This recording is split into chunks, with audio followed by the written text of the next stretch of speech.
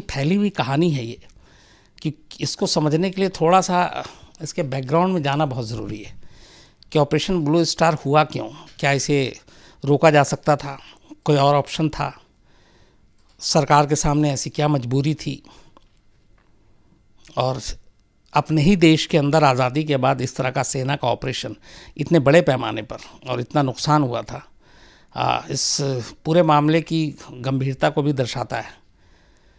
तो operation blue star क्यों हुआ, इसकी बुनियाद कैसे पड़ी, क्या कुछ था, इसको समझने के लिए थोड़ा सा बैकग्राउंड में मैंने इसीलिए कहा जाने की ज़रूरत है, क्योंकि थोड़ी सी कहानी को समझने की भी ज़रूरत है।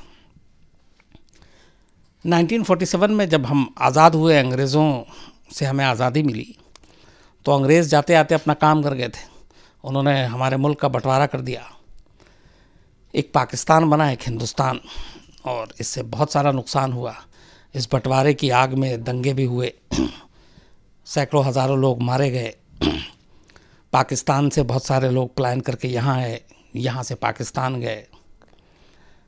हिंदू मुस्लिम सभी का बहुत नुकसान हुआ, क्योंकि ये कड़वा सच है कि धर्म मज़हब के नाम पे ही बंटवारा हुआ, और जो जिसको जहाँ पे सहूलियत लगी वो वहीं गया।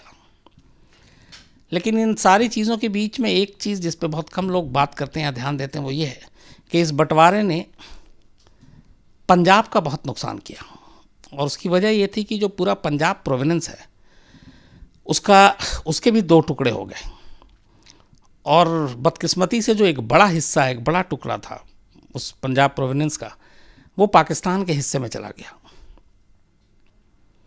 और उस वक्त जो है लाहौर, एक तरह से कहें तो एक बहुत बड़ा सेंटर था पंजाब प्रांत का, और वो लाहौर भी पाकिस्तान के पास चला गया।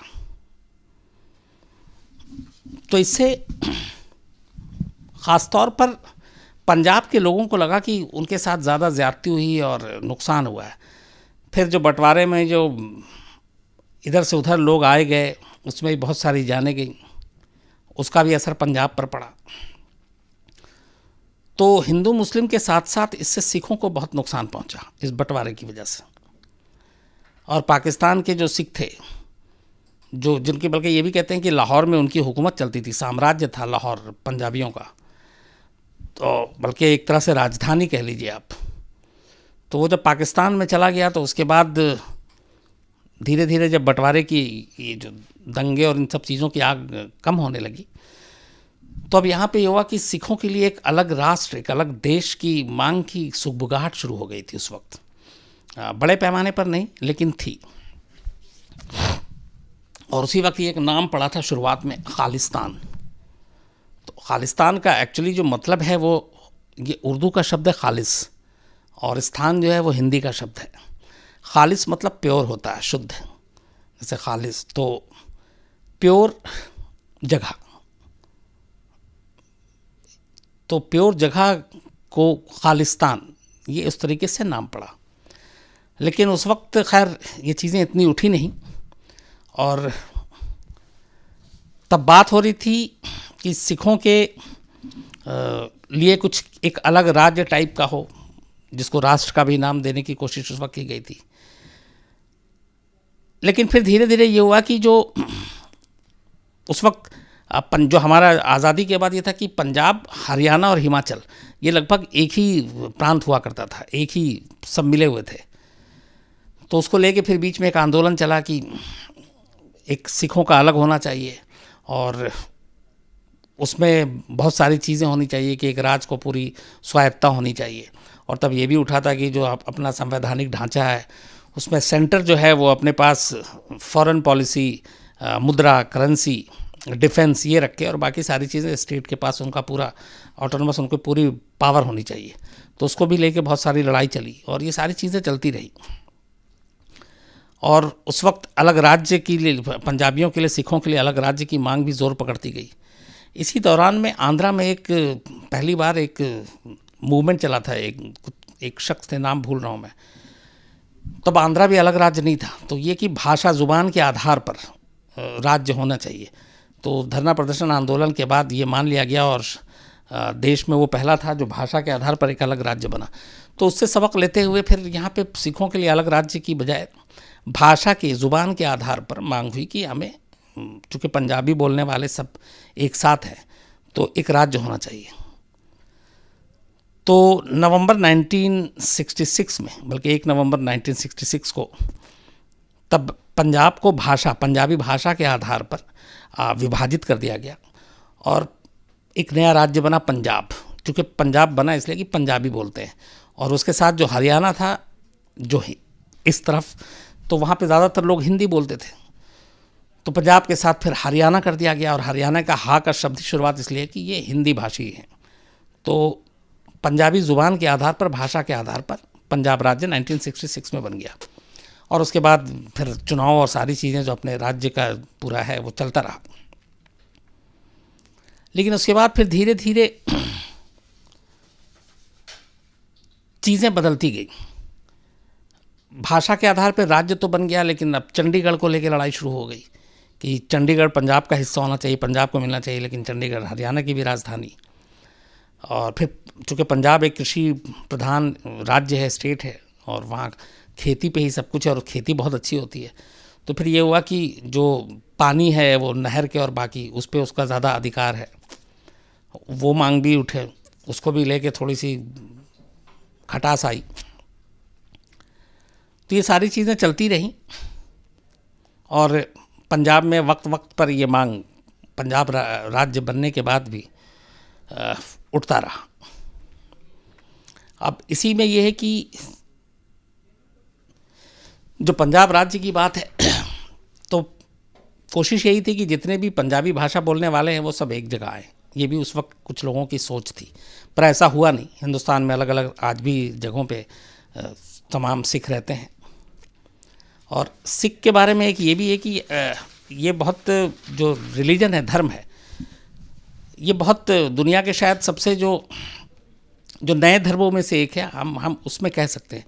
क्योंकि इस धर्म का इतिहास 1469 से 1539 के बीच लोग बताते हैं, जब गुरु नानक देव ने सिख धर्म की स्थापना की थी। तो करीब 500 से 600 साल के बीच पुराना ये धर्म है, और इसीलिए कहते हैं कि दुनिया के नए धर्मों में से अगर कुछ रखें तो एक धर्म ये भी है। तो गुरु नानक देव ने सिख धर्म की स्थापना की, वो इसके पहले गुरु भी बने। और सिख धर्म में कुल 10 गुरु होते हैं, और 10 गुरु हुए, बल्कि माफ़ कीजिएगा। और उसके बाद फिर जो गुरु ग्रंथ साहब है, उसको ही गुरु गोविंद सिंह ने ये डिक्लेयर कर दिया था कि अब 10 गुरु के बाद गुरु ग्रंथ साहब ही हमेशा के लिए अब गुरु का दर्जा रखेंगे। और उसी वक्त जो गुरु अर्जन देव थे, जो सिखों के 5वें गुरु थे, तब उन्होंने अमृतसर में हरमिंदर साहब की स्थापना की थी, अमृतसर में। और उसके बाद जब महाराजा रणजीत सिंह आए, तब उन्होंने उस हरमिंदर साहब के ऊपर सोने की वो की थी, परत चढ़ाई थी। और उस सोने के परत चढ़ाने के बाद ही उस हरमिंदर साहब को एक नया नाम मिला, वो था गोल्डन टेम्पल, स्वर्ण मंदिर। तो उसका नाम शुरुआत में हरमिंदर साहब, फिर बाद में जब सोने की परत महाराजा रणजीत सिंह ने चढ़ाई, तब गोल्डन टेम्पल हो गया, वो स्वर्ण मंदिर कहलाया। अब सिखों में 2 चीज़ें और थी, एक ये कि एक सिख और एक निरंकारी। जैसे कई मुस्लिम में जैसे शिया सुन्नी है, या फिर आप ईसाइयों में ले लें तो वहाँ पे एक प्रोटेस्टेंट्स हैं, एक दूसरे कैथोलिक हैं। तो उसी तरीके से सिख में एक सिख आए और दूसरे निरंकारी। इन दोनों में बहुत माइनर सा एक मतभेद था, फ़र्क था। वो ये कि सिख जो हैं वो मानते हैं कि 10 गुरुओं के बाद जो गुरु ग्रंथ साहब है वही आखिरी गुरु हैं, और उसके बाद कोई गुरु आएगा नहीं, गुरु गोविंद साहब के बाद। लेकिन निरंकारी का ये मानना है कि कोई भी जीवित इंसान गुरु बन सकता है आने वाले वक्त में भी। तो उधर ये कि 10 गुरु के बाद कोई नहीं, और आखिरी गुरु गोविंद सिंह जी, और उसके बाद गुरु ग्रंथ साहब को ही बना दिया गया। लेकिन निरंकारी ने इन चीज़ों पे बिलीव नहीं किया, और उनका कहना था कि कोई भी, और इसलिए फिर निरंकारी के अलग अलग गुरु भी हुए। तो इसको लेके दोनों में मतभेद था। अब ये सारी चीज़ें चलती रहीं। इसी बीच में एक आनंदपुर साहब में रेजोल्यूशन पास होता है जो अकालियों ने पास किया था, और वो ये था कि पंजाब को राज्य का दर्जा तो मिला लेकिन चंडीगढ़ नहीं मिला तो चंडीगढ़ मिले, पंजाब को उसका पूरा पानी का हिस्सा मिले, और भी बहुत सारी मांग थी। तो उसको लेके समय समय पर विरोध प्रदर्शन, धरना, ये सब कुछ होता रहता था। और इसी बीच में तब कांग्रेस की भी सरकार थी वहाँ पे, और फिर अकाली की भी सरकार थी। लेकिन 75 में जब इमरजेंसी लगी, उसके बाद पूरे देश में इंदिरा गांधी की हार हुई थी उस इमरजेंसी के बाद, और फिर 77 में चुनाव हुआ इमरजेंसी के बाद। तो इमरजेंसी के बाद जब चुनाव हुआ तो इंदिरा गांधी बुरी तरह हार गई, तो पंजाब में भी हार मिली। पंजाब में अकाली की सरकार वापस आई, उससे पहले कांग्रेस की थी। तो जब वापस आई तो अकाली मजबूत होने लगे, और अब इधर ये था कि सेंटर में तो इंदिरा गांधी जैसी ताकतवर नेता थी, लेकिन पंजाब में कांग्रेस का कोई ऐसा बड़ा दबंग नेता हो जो पंजाब में वापस कांग्रेस को लाए। और इधर ये आनंदपुर साहब का जो रेजोल्यूशन था उसकी भी डिमांड हो रही थी, तो सारी चीज़ें एक साथ हो रही थी। तो कांग्रेस उस में भी थी कि किसी को लाया जाए। तो 77 के बाद खैर फिर 3 साल के अंदर ही वो जनता पार्टी की सरकार जाती है, और 80 में दोबारा चुनाव होता है, और इंदिरा गांधी बहुत मेजॉरिटी के साथ दोबारा सत्ता में वापस आती हैं।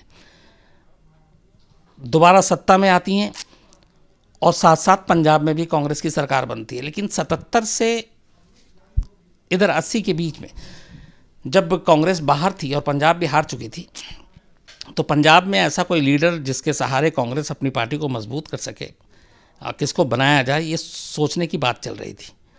तब कहते हैं कि जो ज्ञानी जैल सिंह बाद में हमारे देश के जो राष्ट्रपति बने, उन्होंने संजय गांधी को, जो इंदिरा गांधी के बेटे, उनको बताया कि पंजाब में एक जरनैल सिंह भिंडरावाले हैं और तेज तर्रार, वो पंजाब में काम आ सकते हैं।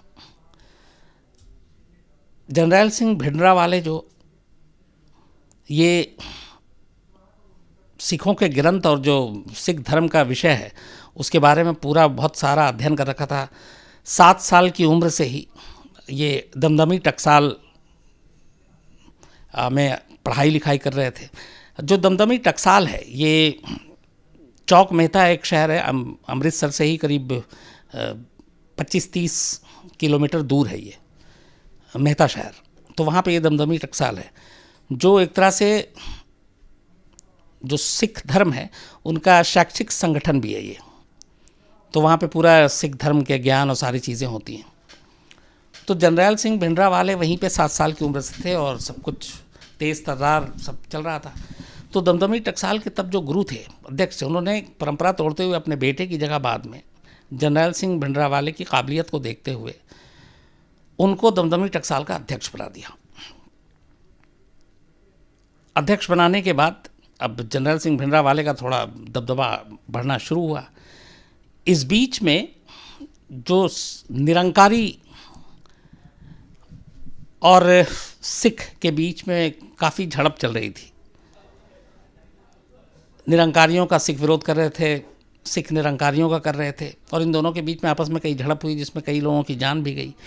और जरनैल सिंह भिंडरावाले निरंकारियों के सख्त खिलाफ थे और बहुत ही उग्र तेवर के साथ। तो जो निरंकारी के साथ जो ज़्यादा मारपीट और ये सारी चीज़ें शुरू हुई, कहते हैं कि इसकी बहुत बड़ी वजह जरनैल सिंह भिंडरावाले की सोच थी, जिसकी वजह से ये चीज़ें हुई। तो खैर कांग्रेस ने फिर ज्ञानी जैल सिंह के कहने पे कांग्रेस ने जरनैल सिंह भिंडरावाले को अपने साथ मिलाया। वहाँ पे जरनैल सिंह भिंडरावाले ने कई चुनाव में कांग्रेस को जो के उम्मीदवारों का सपोर्ट भी किया और इन दोनों की नज़दीकियाँ बनी। ये भी कहते हैं कि कांग्रेस ने बड़े पैसे से मदद की जरनैल सिंह भिंडरावालों की, और उन्हीं पैसों से जरनैल सिंह भिंडरावाले ने धीरे धीरे हथियार खरीदने शुरू किए, जिसमें AK-47 एंटी टैंक लॉन्चर तक जो बाद में मिला है वो आगे बताऊंगा। लेकिन कांग्रेस ने अपनी ज़मीन मजबूत करने और पंजाब में वापसी के लिए जरनैल सिंह भिंडरावाले को एक मोहरा के तौर पे इस्तेमाल किया, ये फैक्ट है उस वक्त। और जरनैल सिंह भिंडरावाले का जब इस्तेमाल किया तो जरनैल सिंह भिंडरावाले को जिस तरीके से पैसे और बाकी चीज़ें मिली, वो सारी चीज़ें आहिस्ता आहिस्ता उसको बेलगाम करती गई। इसके बाद 80 में चुनाव होता है और फिर कांग्रेस जो है वो वापस सत्ता में आ जाती है। इस दौरान में जब कांग्रेस सत्ता में आती है तब दरबारा सिंह वहाँ के सीएम बनते हैं, मुख्यमंत्री बनते हैं, लेकिन वो जनरल सिंह भिंडरावाले और उसके बढ़ते कद को पसंद नहीं करते थे शुरू से ही। तो अभी तक कांग्रेस का हाथ था, जनरल सिंह भिंडरावाले की हर तरह से मदद हो रही थी और उसका दिन ब दिन नाम बढ़ता जा रहा था, उग्र। हालांकि ये भी कहते हैं कि जनरल सिंह भिंडरावाले ने कभी ओपनली ये नहीं कहा कि हमें अलग राष्ट्र चाहिए, लेकिन उसकी डिमांड जो है वो अलग अलग तरह की थी। और कांग्रेस का हाथ, अब सेंटर में भी कांग्रेस की सरकार आ गई, पंजाब में भी सरकार आ गई। इसी बीच में एक बार एक निरंकारी सम्मेलन कुछ चल रहा था अमृतसर में, वहाँ पे भिंडरावाले और के समर्थक और निरंकारी समर्थक भिड़ गए, जिसमें भिंडरावाले के करीब 13 लोग मारे गए। इसके बाद ज़्यादा गुस्सा भिंडरावाले को आया और फिर भिंडरावाले ने उस वक्त जो संत निरंकारी संप्रदाय के जो तीसरे गुरु थे गुरबचन सिंह, 24 अप्रैल 1980 की शाम को उनको गोली मार दी गई और बाद में उनकी मौत हो गई। जो पुलिस ने मामला दर्ज किया उसमें ज़्यादातर इस कत्ल के पीछे भिंडरावाले के समर्थक थे। तो काफ़ी हंगामा भी हुआ जो निरंकारी हैं उनकी तरफ से, और जो मेन नाम आया था रंजीत सिंह ने बाद में समर्पण भी कर दिया। लेकिन फिर रंजीत सिंह की गिरफ्तारी के बाद मामला थोड़ा सा और तनावपूर्ण हो गया था और इतने हालात ये थे कि भिंडरावाले का चूँकि सर पे हाथ था, होना शुरू हुआ कि ये तो कातिल को, में कई ऐसे उग्र प्रदर्शन हुए, विरोध प्रदर्शन हुए। मजबूरी में लाला जगत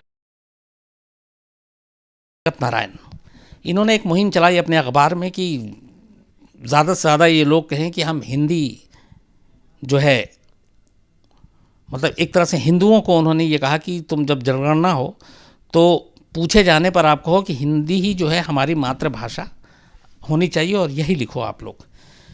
तो ये लाला जगत नारायण जो कि पंजाब केसरी के संस्थापक थे, संपादक थे, उन्होंने एक मुहिम चलाई उस वक्त अपने अखबार के ज़रिए।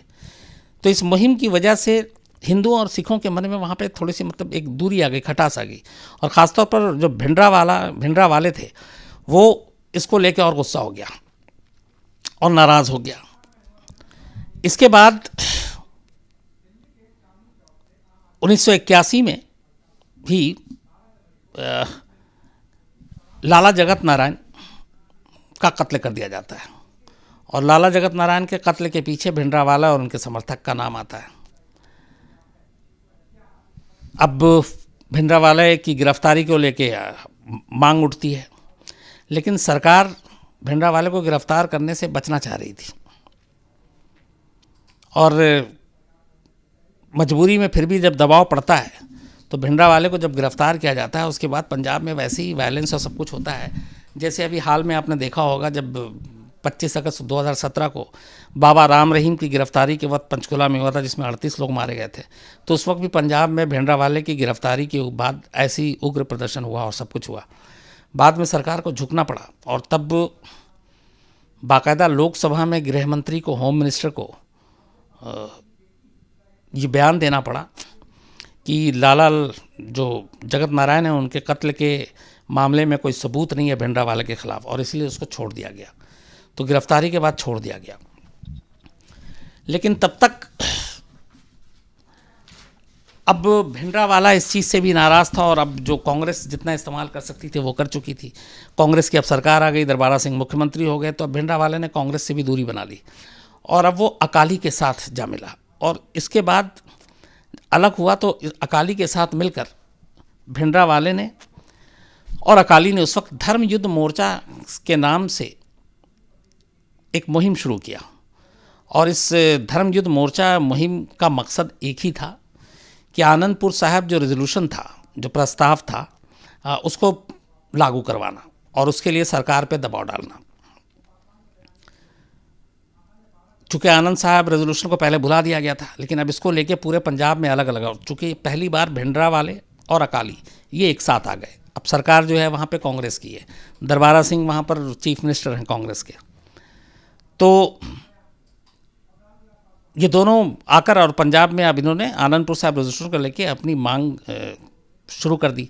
और उसके बाद कहते हैं बहुत सारे विरोध प्रदर्शन हुए, जिसमें कई अलग अलग मतलब टाइम में 100-200 लोग से ज़्यादा विरोध प्रदर्शन के दौरान पुलिस की गोली से और इससे उससे मारे गए, और हालात लगातार बिगड़ते जा रहे थे। इसी बीच में 1982 में दिल्ली में एशियन गेम्स होना था। इधर धर्म युद्ध मोर्चा का आंदोलन जारी था। 30 साल के बाद हिंदुस्तान में एशियन गेम्स हो रहा था, और बहुत बड़ा ये मौका था हिंदुस्तान के लिए। तब इंदिरा गांधी ने इस एशियन गेम्स को कामयाबी के साथ पूरा करने के लिए राजीव गांधी को जिम्मेदारी दी थी। राजीव गांधी ने अपनी पूरी जिम्मेदारी इसको लेकर इसको सही से ऑर्गेनाइज कर सके, उसमें कोशिश में लगे हुए थे। लेकिन इसी दौरान होता क्या, चूँकि एशियन गेम्स मालूम था कि इस पर पूरे दुनिया की सबकी नज़र होगी, इतना बड़ा ओकेज़न है, नई दिल्ली में एशियन गेम्स हो रहा था। धर्म युद्ध मोर्चा उधर, अकाली दल और भिंडरावाले एक साथ चल रहे थे। उनको लगा कि एशिया गेम्स का जो मौका है ये बेस्ट है उनकी मांग को इंटरनेशनल फोरम तक पहुंचाने का। ये 9th एशियन गेम्स था उस वक्त 82 में। तो अकाली दल ने तब धमकी दी कि अगर उसकी इस आनंदपुर साहिब रेजोल्यूशन को नहीं माना गया तो वो दिल्ली में एक बड़ा प्रदर्शन करेंगे और पूरा सिखों का जत्था दिल्ली पहुंचेगा, ठीक एशियन गेम्स के दौरान। अब जब ये खबर आई तो इसके बाद जाहिर सी बात है लॉ एंड ऑर्डर बाकी चीज़ों की भी समस्या होने लगी कि अगर ऐसा हुआ तो क्या होगा। तो इसलिए फिर सरकार ने ये किया कि पूरे हरियाणा बॉर्डर को सील कर दिया गया। बाकी बॉर्डर भी जहाँ जहाँ पंजाब से लोग आ सकते थे सील कर दिया गया, और तलाशी ली जाने लगी। साफ ऑर्डर था कि सिखों को एशियन गेम्स के दौरान दिल्ली में दाखिल होने से रोका जाए। कहते हैं कि ऑपरेशन ब्लू स्टार की जो बुनियाद पड़ी वो इसी चीज़ से पड़ी। जब ये हरियाणा में भी उस वक्त कांग्रेस की सरकार थी और कहा गया कि दिल्ली में ये एशियन गेम्स के दौरान दाखिल ना हो, सख्ती करो, तलाशी ली जाए, तो हरियाणा में तलाशी के दौरान बहुत सारी बदतमीजियों की और बहुत सारे जुल्म की खबरें आई उस वक्त सिखों के साथ।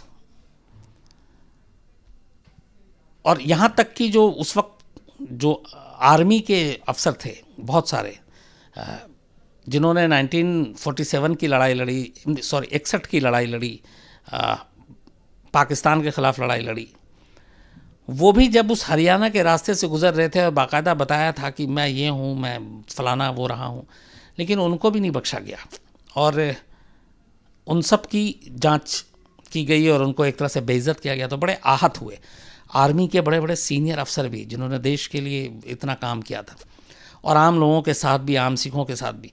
तो पहली बार उन लोगों को लगा कि हम सिख होने का मतलब ये है कि हमारे यहाँ, हमारे ही देश में हमारे साथ दोयम दर्जे का सलूक किया जा रहा है।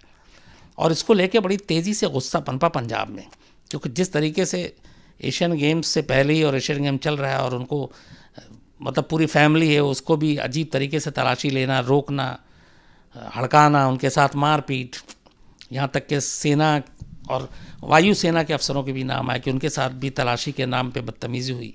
तो इससे गुस्सा पनपा मन में, और उस वक्त अकाली जो है इस गुस्से को के साथ वो नहीं कर पाई जिसका फ़ायदा उठाया भिंडरावाले ने। भिंडरावाले तक ये बात डेली खबरों के ज़रिए पहुंच रही थी कि किस तरीके से दिल्ली न जाने देने के नाम पे हरियाणा के बॉर्डर पे तलाशी हो रही है और किस तरह से सिखों के साथ उनकी सम्मान को ठेस पहुंचाया जा रहा है। तो भिंडरावाले ने इसको एक तरीके से एक उग्र तौर पर इसको लेकर विरोध प्रदर्शन शुरू कर दिया, और इसमें जो ख़ास तौर पर नौजवान सिख थे और जो ये सब चीज़ें जिन लोगों ने भोगा था, ये तलाशी और ये बेइज्जती, वो धीरे धीरे सब जुड़ते गए और भिंडरावाला देखते ही देखते बहुत पॉपुलर होता गया। ये सारी चीज़ें चल रही थी। खैर एशियन गेम्स भी ठीक ठाक से निपट जाता है, लेकिन ये जो आनंदपुर साहब रेजोल्यूशन को लेके जो धर्म युद्ध मोर्चा अकाली और भिंडरावाले का था, तो उसमें भी जहाँ जहाँ पे धरना प्रदर्शन होता था तो उसमें कई पुलिस की टीम भी लगी हुई थी जो उनके ऊपर दबिश डालती थी, रोकती थी। तो उसी में से एक डीआईजी हुआ करते थे उस वक्त, अवतार सिंह अटवाल। और अवतार सिंह अटवाल ने ऐसे कई धर्म युद्ध मोर्चा में कार्यकर्ताओं के ऊपर मतलब कंट्रोल किया, रोका, दबिश डाली, जेल में डाला, लॉ एंड ऑर्डर बनाए रखने के लिए जो करना था कर दिया। तो ये मेन नाम एक आ रहा था अवतार सिंह अटवाल, एएस अटवाल का, कि जो इस तरह के मूवमेंट के खिलाफ सख्ती से उसको कुचलने की कोशिश कर रहे थे।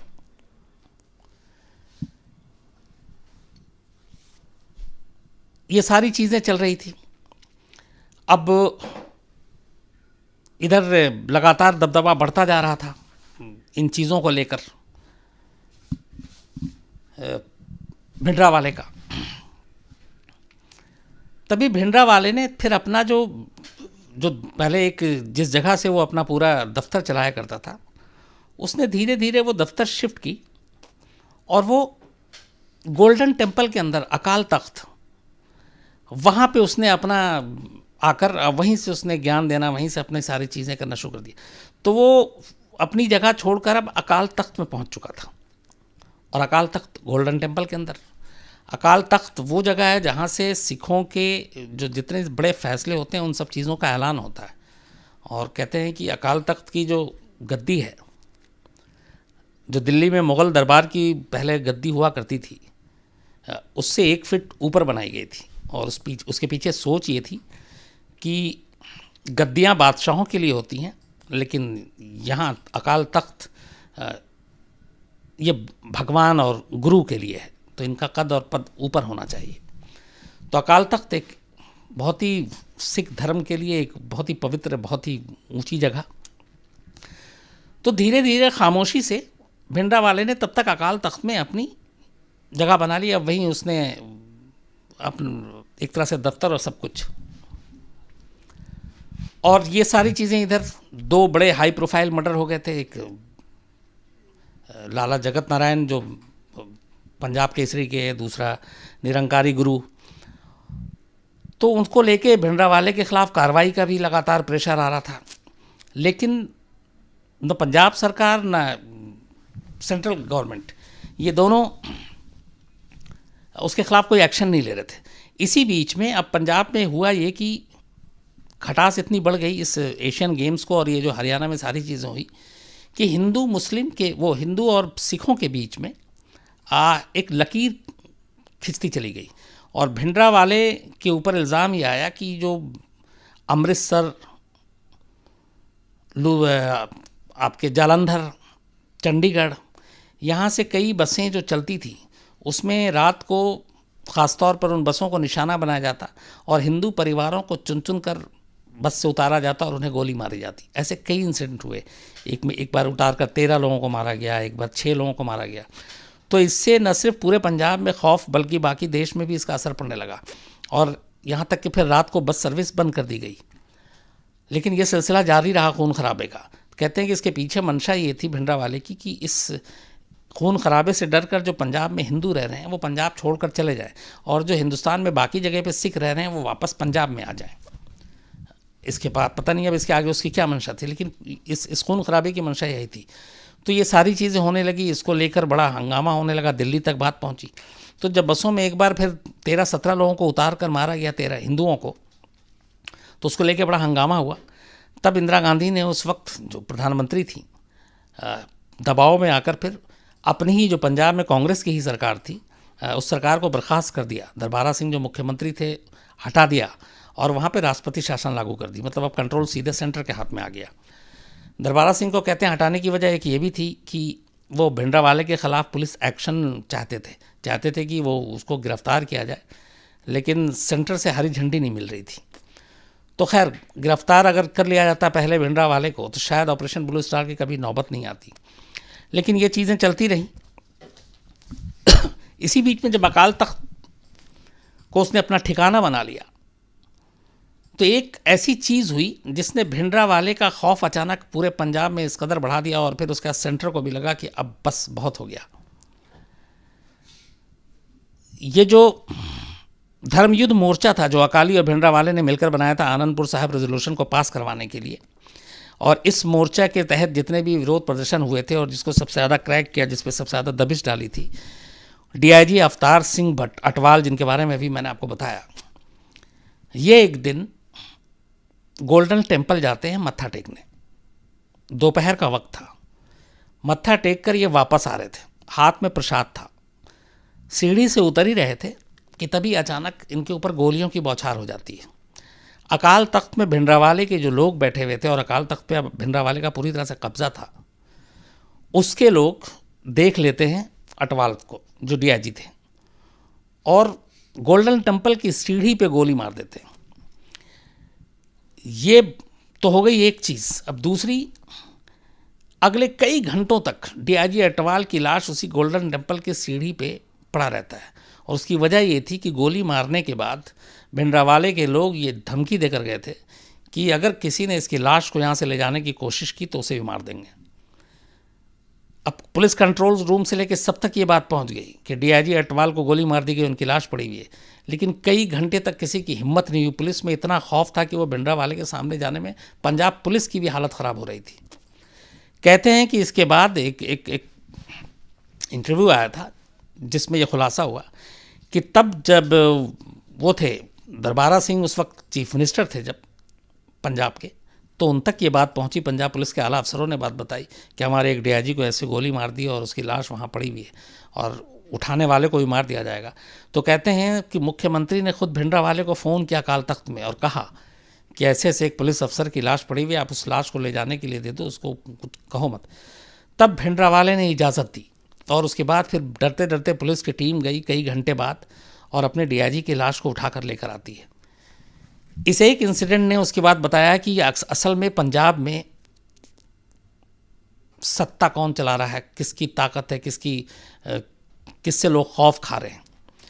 तो जब ये बात पता चली और उसके बाद खैर ये सारे जब हिंदुओं के ऊपर हमला शुरू हो गया, फिर बदले में सिख मारे जाने लगे, तो अब लगा कि हालात ख़राब हो रहे हैं। और इसी दौरान में फिर ये था कि 84 आ चुका था, अब 84, 85 में चुनाव होने थे, क्योंकि 80 में चुनाव जीतकर इंदिरा गांधी प्रधानमंत्री बनी थी। तो इंदिरा गांधी का ये था कि 85 के चुनाव से पहले पंजाब के इस मसले को हल किया जाए, और कैसे किया जाए, क्या किया जाए। हालांकि उन्होंने बीच में एक दो काम किए पंजाब के लोगों को शांत करने के लिए और ये बताने के लिए कि नहीं आप भी हिंदुस्तान के हिस्से हो। ज्ञानी ज़ैल सिंह जो पंजाब के पहले सीएम रहे थे, फिर बाद में इंदिरा गांधी के मंत्री में होम मिनिस्टर थे, शायद होम मिनिस्टर में गलत, मुझे एग्जैक्ट याद नहीं है, लेकिन कैबिनेट मिनिस्ट्री में थी। तो उनको अचानक 82 में वो राष्ट्रपति बना देती हैं देश का, ताकि एक मैसेज जाए कि देखो इस देश में जो है एक सिख भी राष्ट्रपति बन सकता है, और इससे शायद पंजाब के हालात कंट्रोल में आए। तो ज्ञानी ज़ैल सिंह को राष्ट्रपति भी बनाया उन्होंने, लेकिन मामला सुधरने की बजाय लगातार बिगड़ता जा रहा था। इसी दौरान में 84 आ गया। 84 में हालात और बेकाबू हो रहे थे। तब फिर एक कोशिश की गई, तब जो है पीवी नरसिम्हा राव विदेश मंत्री हुआ करते थे, इनको भेजा गया कि पंजाब में जाकर सुलह करो, बातचीत, सफाई, कुछ हल कुछ निकल सके। तो नरसिम्हा राव ने कोशिश की, अकालियों से बात की, बाकी नेताओं से बात की, भिंडरावाले से बात की, तो बाकी सब तो तैयार थे। ये भी था कि ठीक है चंडीगढ़ भी पंजाब को दे दिया जाएगा, बाकी चीज़ें के लिए एक आयोग बनाया जाएगा, पानी के लिए भी सुप्रीम कोर्ट जो तय कर दे, तो बाकी सभी तैयार थे। लेकिन भिंडरावाला अड़ गया, और भिंडरावाला की वजह से इसको समझौता नहीं हो सका। अब इधर भिंडरावाले के ऊपर बहुत सारे इल्ज़ाम आ चुके थे, ये खून खराबा, बाकी चीज़ें, बसों से उतार कर मारना, कई कत्ल। तो अब सेंटर को ये लगा कि अब हद से ज़्यादा हो गया। अब इसका चूँकि आखिरी उम्मीद थी पीवी नरसिम्हा राव को भेजना, लेकिन वो सक्सेसफुल हुआ नहीं, और अब लगा कि कोई फ़ायदा है नहीं। इस बीच में क्या किया भिंडरावाले, जब एक तरफ बातचीत चल रही और सब कुछ चल रहा था, दूध का जो बर्तन होता है या अनाज की जो बोरियां होती हैं, उसने उनमें छुपा छुपा कर धीरे धीरे गोली बारूद हथियार अकाल तख्त के अंदर पहुंचवाना शुरू कर दिया। और ये महीनों चला सिलसिला, और उसने एक तरह से पूरा कब्जा कर लिया गोल्डन टेम्पल के अंदर, और हथियारों का पूरा ज़ख़ीरा जमा कर लिया। यहाँ पे आती है हमारी इंटेलिजेंस की फेलियर, कि इतने महीनों तक वो हथियार की खेप जमा करता रहा, दूध के बर्तन में, आटे की बोरियों में, चावल की बोरियों में, लेकिन भनक नहीं लगी किसी को। और उस तरीके से उसने पूरा हथियार वहाँ पे जमा कर लिया, और उसे मालूम था कि एक ना एक दिन सरकार उसके ख़िलाफ़ एक्शन लेगी और वो लड़ाई लड़ेगा। और उसका शुरू से ये था कि सरेंडर नहीं करूँगा। उसका ये था कि मैं अपने मांग से पीछे नहीं हटूंगा और जो भी होगा देखा जाएगा। तो कुल मिला के पंजाब के हालात बहुत ख़राब हो चुके थे, सेंटर के पास और कोई रास्ता नहीं था। तब ऐसे वक्त में इंदिरा गांधी को फैसला लेना था कि क्या करें। और इस फैसले से पहले, चूंकि बाद में जब सब कुछ हो गया, अकाल तख्त पे भी एकदम लगभग कब्जा हो चुका था, तो सेंटर को लगा कि अब कुछ ना कुछ तो करना पड़ेगा। तो 30 मई अच्छा, ये इसमें एक और भी चीज़ है कि क्या करना है, ये सब कुछ अभी बड़ा गुप्त है। आप ये सोचिए कि गोल्डन टेम्पल में आर्मी को भेजा जाना है, वहाँ पे ऑपरेशन होना है, और इसकी कोई भनक उस वक्त के प्रेसिडेंट ऑफ इंडिया राष्ट्रपति ज्ञानी ज़ैल सिंह को नहीं थी और ना उन्हें बताया गया। तो पहले तमाम चीज़ें कही गई, भेजा गया कि भैया आप समर्पण कर दो, आप मांगे मानी जाएंगी। बट हर बातचीत के प्रस्ताव को भिंडरावाले ने ठुकरा दिया और उधर भिंडरावाले के कहने पे खून खराबा जारी था। 30 मई 1984 की रात को तब अमृतसर के आसपास पहली बार फौज को देखा गया और वहाँ पे पहले से बाकायदा सीआरपीएफ थी, बीएसएफ थी, वो जवान थे, पंजाब पुलिस के लोग थे।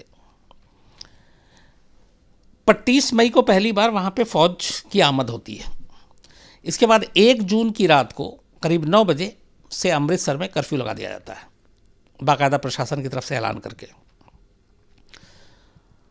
1 जून की रात 9 बजे कर्फ्यू लगाने के बाद अगले 24 घंटे में, मतलब 2 जून की रात 9 बजे तक करीब 70,000 अपने सैनिक अमृतसर और पंजाब में फैल जाते हैं। 2 जून की रात को Indira Gandhi, prime minister of India, Doordarshan पर आती हैं और बाकायदा देश के नाम संदेश देती हैं। और उनका यही कहना था कि जो सेंट्रल गवर्नमेंट है वो इस पंजाब में जो आतंकवाद और हिंसा है इसका अंत करेगी। और उन्होंने तमाम लीडर से, पंजाब के जितने भी अकाली लीडर, बाकी लीडर से अपील की कि वो आने वाले दिनों में कोई भी विरोध प्रदर्शन ना करें। ये उन्होंने दूरदर्शन पे ऐलान किया 2 जून की रात। और साथ में ये भी उन्होंने फिर कहा कि बातचीत से ही रास्ता हल हो सकता है। उन्होंने आखिरी बार फिर बातचीत की पेशकश की भिंडरावाले को। लेकिन इंदिरा गांधी को भी मालूम था कि बातचीत होनी नहीं है, बातचीत से कोई फ़ायदा नहीं है। और यही वजह है कि एक तरफ वो ऐलान करती हैं 2 जून को, दूरदर्शन पे राष्ट्र के नाम संदेश देती हैं, और उससे 24 घंटे पहले ही 1 जून को करीब 70,000 से ज़्यादा सेना अमृतसर और पंजाब में ऑलरेडी डिप्लॉय थी। इंदिरा गांधी के इस ऐलान के बाद 3 जून की तारीख आती है। 3 जून को पंजाब में जो अमृतसर के सारे फ़ोन सुबह से ही काट दिए जाते हैं, पूरे शहर का। और तब मोबाइल था नहीं, लैंडलाइन ही हुआ करता था। तो शहर के एक फ़ोन की लाइन काट दी जाती है। पूरे शहर में कर्फ्यू है। जितने भी मीडिया के लोग हैं और विदेशी हैं उन सबको वहाँ से बाहर कर दिया जाता है। ट्रेन, बस, इन सब के रूट पे रोक लगा दी जाती है। जो वहाँ से पाकिस्तान का इंटरनेशनल बॉर्डर लगता है उसको सील कर दिया जाता है। हालांकि बॉर्डर पे हमेशा सब कुछ होता है, लेकिन उसे भी सील कर दिया जाता है। राजस्थान से लगते हुए जो बॉर्डर हैं कश्मीर तक, वो सारे पाकिस्तान के बॉर्डर सील हो जाते हैं। और पूरी फ़ौज जो है वो गोल्डन टेम्पल को चारों तरफ से अपने घेरे में ले चुकी होती है। 3 जून की बात है। अब भिंडरावाले के साथ अकाल तख्त में उस वक्त उसके जो सबसे, कहते हैं कि जो 2 करीबी लोग थे, और ये भी है कि ये ऑपरेशन इतना लंबा गया, उनमें से एक इस करीबी के शख्स की वजह से गया। तो उसमें से एक अमरीक सिंह उस वक्त जो है वो all India Sikh students federation उसका प्रेसिडेंट था और भिंडरावाले का बहुत ख़ास, और बहुत सारे ऐसे विरोध प्रदर्शन में अमरीक सिंह का सीधे हाथ था। और दूसरा शख्स जो था वो जनरल शाहबेग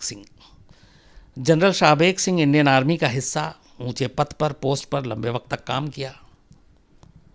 और उसके बाद वो यही सब जब सारी चीज़ें होती हैं तो भिंडरावाले की सोच का समर्थन करते हुए वो भिंडरावाले के साथ जुड़ जाता है। और कहते हैं कि अकाल तख्त पे कब्ज़ा, अकाल तख्त में हथियारों की खेप, अकाल तख्त में उसके लोगों की पोजीशनिंग, ये सारे जो दिमाग की उपज थी ये जनरल शाहबेग सिंह की थी, क्योंकि वो आर्मी का हिस्सा रहा था। वो ऐसी चीज़ों से, ऐसी लड़ाइयों से, ऐसे मोर्चाबंदी से बहुत अच्छी तरह वाकिफ था। तो ये दोनों ख़ास थे, अमरीक सिंह और शाहबेग सिंह। अब सेना वहाँ पहुँच चुकी थी, और जब सेना जब अमृतसर में घुसती है तो पूरे अमृतसर को अब सेना के ही हवाले कर दिया गया था। अब जो बाकी प्रशासन और बाकी चीज़ें हैं वो सब सेकेंडरी थी, पुलिस और बाकी चीज़ें उनका कोई मतलब नहीं था। तो अब सेना ने अमृतसर को अपने कब्ज़े में ले लिया था, और 3 जून को पूरे आसपास के जो एरिया था वहाँ पे गोल्डन टेम्पल को अपने घेरे में ले लिया। घेरे में लेने के बाद सिर्फ ये लोग अभी कोई भी ऑपरेशन नहीं कर रहे थे, क्योंकि इनको हरी झंडी नहीं मिली थी। कोशिश ये थी कि ये लोग आ जाए। तो उसके बाद ऐलान करती है पहला 3 जून को आर्मी कि जो भी गोल्डन टेम्पल और के अंदर लोग हैं वो बाहर आ जाएं और अपने आप को सरेंडर कर दें। इसके बाद आर्मी खामोशी से इंतज़ार करती रहती है। किस्तों में कुछ कुछ लोग बाहर आते हैं, लेकिन उस वक्त एक और भी चीज़ थी। ये जो धर्म युद्ध मोर्चा चल रहा था रेजोल्यूशन को लेकर, उसके बहुत सारे कार्यकर्ता भी गिरफ्तारी देने के लिए 3 जून को गोल्डन टेम्पल पहुंचे हुए थे। इसके अलावा गुरु पर्व था उस दिन एक, तो उसके लिए भी बहुत सारे लोग माथा टेकने के लिए पहुंचे हुए थे। तो श्रद्धालुओं की तादाद भी बहुत थी, और बाकी भिंडरावाले के लोग तो थे ही थे। लेकिन जो आर्मी थी जिसको वहाँ भेजा गया था, मेजर जनरल कुलदीप सिंह बरार की अगुवाई में, तो बाकी तो पूरे पंजाब में फैले हुए थे, लेकिन गोल्डन टेम्पल के चारों तरफ जो घेराबंदी हुई और जो ऑपरेशन किया जाना था, उसके मुखिया थे मेजर जनरल कुलदीप सिंह बरार, और सेना की 9वीं डिवीज़न 9वीं बटालियन के जो ख़ास तमाम लोग थे वो गोल्डन टेम्पल के चारों तरफ फैले हुए थे। ऐलान किया जाता है 3 जून को कि आप जो भी लोग हैं आप बाहर आ जाएं, सरेंडर कर दें, कुछ नहीं होगा। इस ऐलान के बाद किस्तों में कुछ लोग निकलते हैं। इसके बाद 4 जून को भी आर्मी वहीं पे रहती है, ऐलान होता है आप लोग बाहर आ जाएं। फिर कुछ लोग आते हैं, दूसरा दिन निकल जाता है, आर्मी की पूरी घेराबंदी है। 5 जून को करीब मुश्किल से 48 घंटे के बाद भी सिर्फ 150 लोग हरमिंदर साहब यानी गोल्डन टेम्पल से बाहर निकलते हैं। जो कुछ लोग बाहर निकल रहे थे उनमें से बहुत सारे लोगों का ये कहना था कि बहुत सारे लोगों को अंदर से बाहर आने भी नहीं दिया गया, और वो भिंडरावाले के लोगों ने जबरन उन्हें रोका, क्योंकि उन्हें भी मालूम था कि क्या है। अच्छा, 3 जनवरी को जब आर्मी की टीम वहाँ पर शाम को कब्ज़ा करती है, उससे पहले ये चूँकि तनाव लगातार चल रहा था, तो भिंडरावाले से लगातार मीडिया की बातचीत होती थी, भिंडरावाले बयान जारी करता था। और उस दिन भी दोपहर से पहले, दोपहर तक करीब 1-2 बजे कई पत्रकार अकाल तख्त के अंदर थे और भिंडरावाले उनसे बात कर रहे थे। एक पत्रकार ने पूछा भी कि आर्मी यहाँ आ चुकी है तो आप क्या करेंगे, तो उसने कहा था, जो छापा वो उसमें ये लिखा है कि आर्मी के सामने सरेंडर तो नहीं करूँगा, अगर होगा तो उनको मेरी लाश ही मिलेगी और कुछ नहीं। उसके बाद वो पत्रकार फिर बाहर निकलते हैं, फिर सारे पत्रकारों को भी वहाँ से हटा दिया जाता है उस जगह से। तो 3 तारीख को आर्मी पहुँचती है, घेरेबंदी करती है, लेकिन 5 तारीख तक सिर्फ 150 के करीब लोग ही वहाँ से निकलते हैं। और तमाम मतलब गुजारिश, तमाम उसके बावजूद, अनाउंसमेंट के बावजूद कोई सरेंडर नहीं करता। तब मजबूरी में जो एक कोड नेम दिया गया था दिल्ली से, जो आर्मी ने पूरी प्लानिंग की थी, मेजर जनरल कुलदीप सिंह बरार और कुछ ख़ास लोगों को सिर्फ पता था, तो उस कोड नेम पर अमल करने का वक्त आ गया था। 5 जून 1984 ठीक शाम के 7 बजे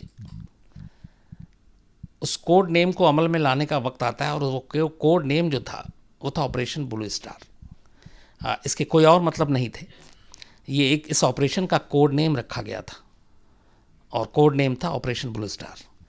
ठीक 7 बजे वहाँ पे खड़े मेजर जनरल कुलदीप सिंह जो बरार हैं, उनको ये इशारा मिलता है, और 7 बजे पहली बार गोलीबारी शुरू होती है।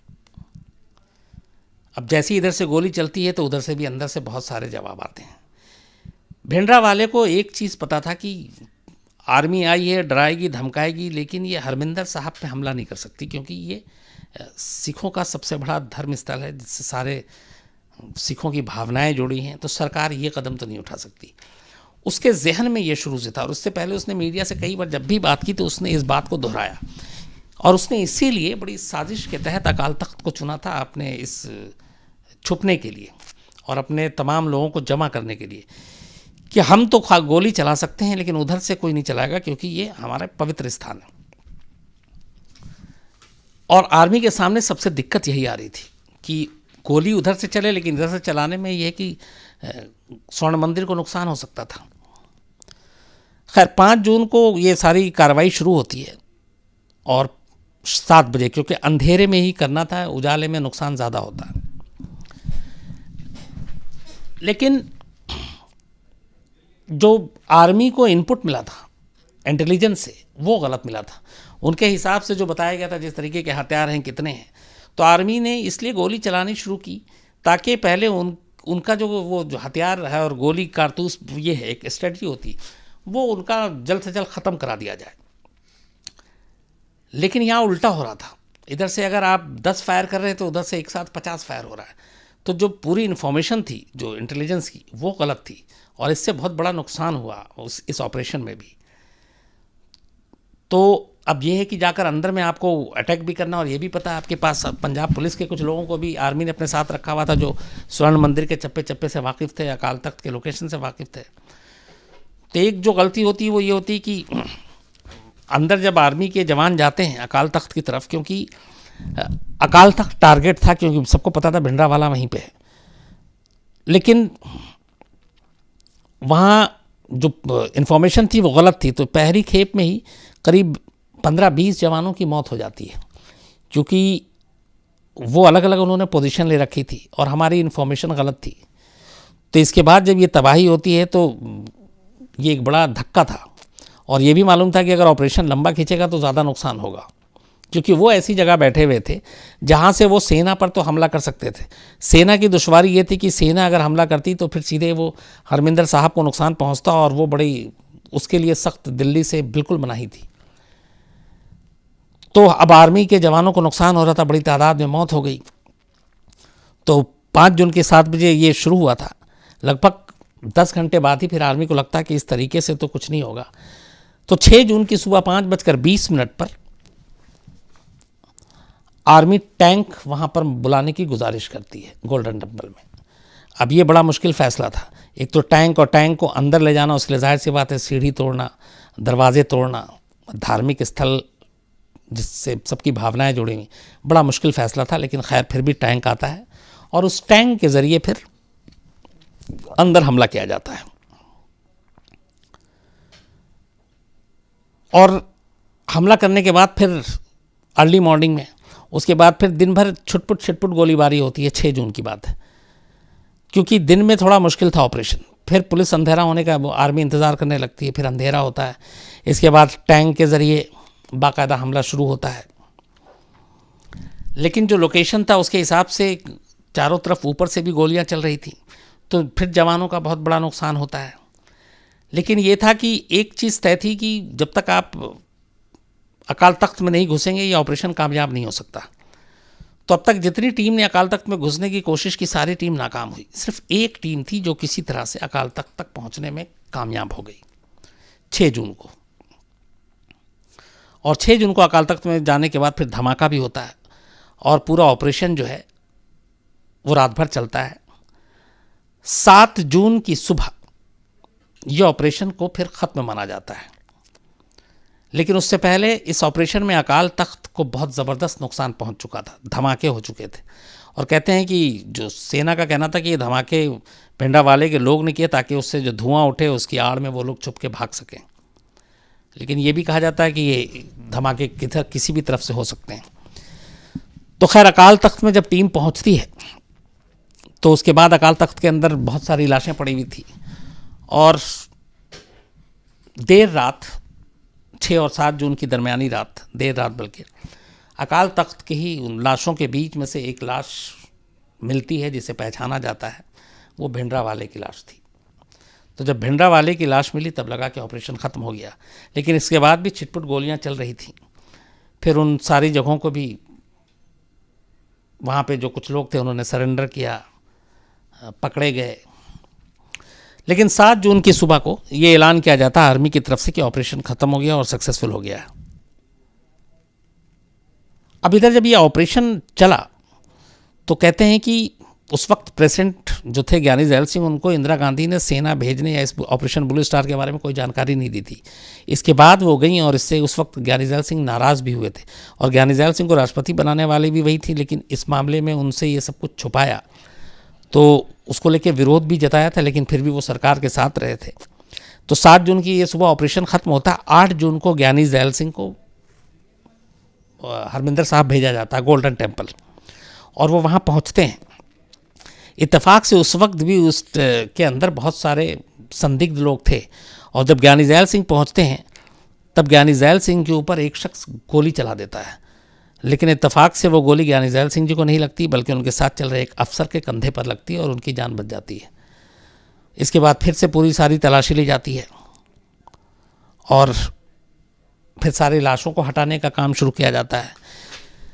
इस पूरे ऑपरेशन ब्लू स्टार के दौरान 83 आर्मी के जवान और अफसर, 4 सीनियर अफसर थे और 79 आर्मी के पर्सनल, तो 83 लोग सेना के जवान इसमें शहीद होते हैं, जबकि 248 के करीब सीरियसली इंजर्ड होते हैं सेना के जवान।